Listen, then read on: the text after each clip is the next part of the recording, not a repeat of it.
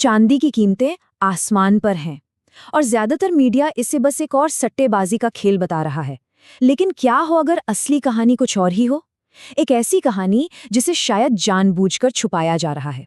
तो चलिए देखते हैं कि आखिर मामला क्या है।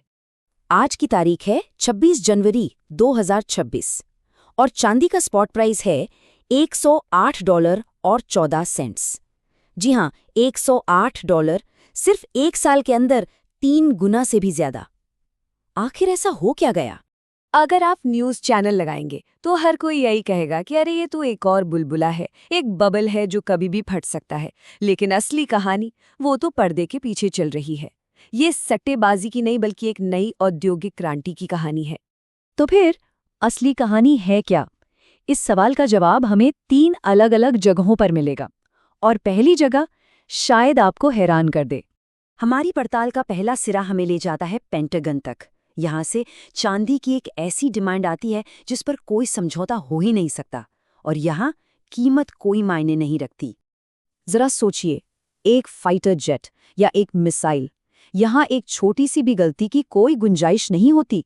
इसीलिए चांदी का इस्तेमाल होता है। इंजन के पुर्जों को जोड़ने से लेकर उसके गाइडेंस सिस्टम तक हर जगह चांदी चाहिए, क्योंकि इसकी विश्वसनीयता का कोई मुकाबला नहीं है। इकोनॉमिक्स की भाषा में इन्हें एक खास नाम दिया गया है, प्राइस इनसेंसिटिव बायर्स।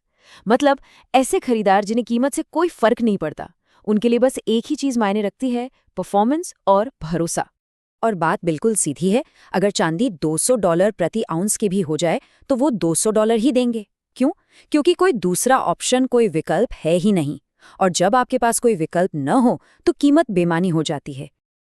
अब दूसरे सुराग के लिए हम युद्ध के मैदान से निकलते हैं और एक फैक्ट्री के अंदर चलते हैं। यहाँ चांदी एक ऐसी भूमिका में है जिसके बिना हमारी आज की दुनिया शायद थम सी जाएगी। हो सकता है एथिलीन ऑक्साइड का नाम पहले ना सुना हो, लेकिन आज जो पॉलिएस्टर शर्ट पहनी है या जिस प्लास्टिक की बोतल से पानी पिया है, वो सब इसी केमिकल की देन है। इस पूरे प्रोसेस में चांदी ही वो जादुई कड़ी है जो कच्चे माल को हमारी रोजमर्रा की चीजों में बदल देती है। अगर इस कड़ी को यहाँ से हटा दिया जाए तो ये पूरी की पूरी चेन टूट जाएगी। और सबसे हैरान करने वाली बात यह है, वैज्ञानिकों ने करीब 100 साल कोशिश की है, लेकिन आज तक इस काम के लिए चांदी का कोई दूसरा विकल्प नहीं मिला है, एक भी नहीं। हमारा तीसरा और आखिरी सुराग भविष्य से जुड़ा है। बात हो रही है 5G की, 6G की और उन हजारों सैटेलाइट्स की जो हमारी दुनिया को आपस में जोड़ने वाले हैं। और इन सबको एक साथ जोड़ने के लिए चांदी चाहिए। जरा इन आंकड़ों को देखिए, ये मार्केट हर साल 15% की जबरदस्त रफ्तार से बढ़ रहा है। ये एक ऐसी डिमांड की सुनामी है जहां चांदी की जरूरत लगातार बढ़ती ही जाएगी, क्योंकि जब बात बेस्ट कनेक्टिविटी की हो तो कोई और मेटल इसका मुकाबला नहीं कर सकता। इसे कहते हैं एम्बेडेड डिमांड। इसका सीधा सा मतलब है कि जो चांदी आज एक 5G टावर में लग गई, वो अगले 20-30 सालों के लिए मार्केट से बाहर हो गई, वो वापस नहीं आने वाली।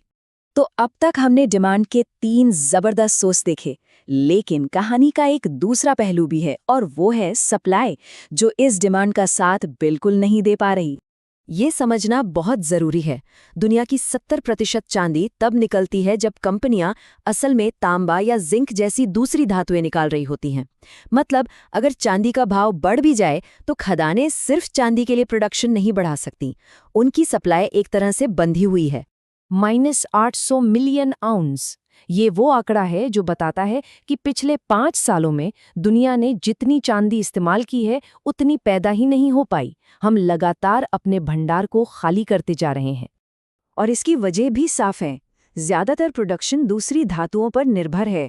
नई खदानें खोलने में सालों लग जाते हैं और जमीन से चांदी निकालना भी दिन ब दिन मुश्किल होता जा रहा है। खदानें रातों रात नहीं खुल सकती। तो हमने सारे सुराग देख लिए, अब तस्वीर धीरे धीरे साफ हो रही है।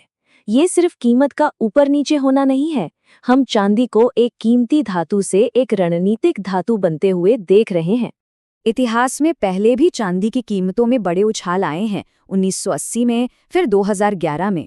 लेकिन तब वजहें पूरी तरह से फाइनेंशियल थीं, या तो सट्टेबाजी या फिर डर। आज का कारण बुनियादी तौर पर बिल्कुल अलग है, ये औद्योगिक जरूरत है। और यही सबसे बड़ा फर्क है। पहले चांदी निवेश के लिए खरीदी जाती थी और बाद में बाजार में वापस आ जाती थी। आज चांदी कंज्यूम हो रही है, मतलब इस्तेमाल होकर हमेशा के लिए सिस्टम से बाहर हो रही है। और अगर अब भी कोई शक बाकी है तो 2025 में अमेरिकी सरकार ने खुद इस बात पर मोहर लगा दी। उन्होंने ऑफिशियली चांदी को क्रिटिकल मिनरल यानी एक बेहद महत्वपूर्ण खनिज घोषित कर दिया। अब ये राष्ट्रीय सुरक्षा का मामला बन गया है। तो हम इस विश्लेषण को इसी एक सवाल के साथ खत्म कर रहे हैं। जब कोई चीज इतनी जरूरी हो जाए कि उसका कोई विकल्प ही ना बचे, तो उसकी असली कीमत क्या होती है?